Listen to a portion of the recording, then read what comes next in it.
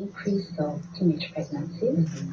Typically, The country would have 1.5 million LCBR. births in the country. 20% of these are attributed to adolescents, between 10 to 17. Okay. 1 out of every 2 cases that we're having of sexually gender-based violence, a conversation that I was watching earlier on just now, are happening to adolescents. Okay. So this cohort, this group of young people is truly threatened in 3 ways, either through pregnancy or through HIV or through gender-based violence. Okay. So what has happened as a council, the National Systemic Diseases Control Council, what we are trying to do is, and I don't know whether you've heard about it, the Triple Threat campaign, where we've been going to counties. So I think we're on the 17th county in Bungoma today. So we're going around the country having dialogues with communities to rally people to take action. A child who's below 18 is a child. That's a minor. Okay? If they are pregnant, if they've gotten pregnant, it means that they've been violated. And most likely by an older boy or a man. And sadly, it's just within. So we've been carrying out sensitization with the National Administration Arm and community health volunteers to try and get the country to take a step back and see what is happening in our communities. When I was growing up, I remember my grandmother is the one who told me about sex. I don't know who introduced to you this. Let me tell you, it is a conversation that is like one of the most difficult conversations, especially among parents, because they're like, so like one of the things in school.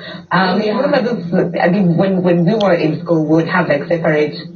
Sometimes like one afternoon, so the girls will be taken to like a separate room away from the boys, and then we're given like sanitary towels, and then you're talking a little bit, about intercourse, and then that's it. So most of this information you get from, most of us got from the internet, Well, parents would also try and talk to us, but it was a very awkward conversation that nobody wants. As a parent, I have 2 children. I think the hesitation, for parents is because you're talking about your own sexuality. So it becomes it's very uncomfortable to have a conversation with your child. But we're encouraging parents to do that. Because once we demystify sex, we're already taking a few steps ahead. So like for me, my grandmother is the one who had a conversation with me about sex. I've had a conversation with my 2 children. And when you don't have that conversation and you nobody else is allowed to touch it. This is an inappropriate touch. If you don't tell your children, then this is what we are seeing. That's true. If you're not telling your child, there are different ways of protecting yourself from HIV. One is to abstain. Another one is to use a condom if you want to have sex. If you are at a high risk, use PrEP, prophylaxis. So there are different ways of protecting yourself. But we have to have this conversation. It doesn't matter how uncomfortable it doesn't matter how you have to start with that conversation. I think what has happened, as we become more advanced, more urbanized, is that we are not having these conversations in community.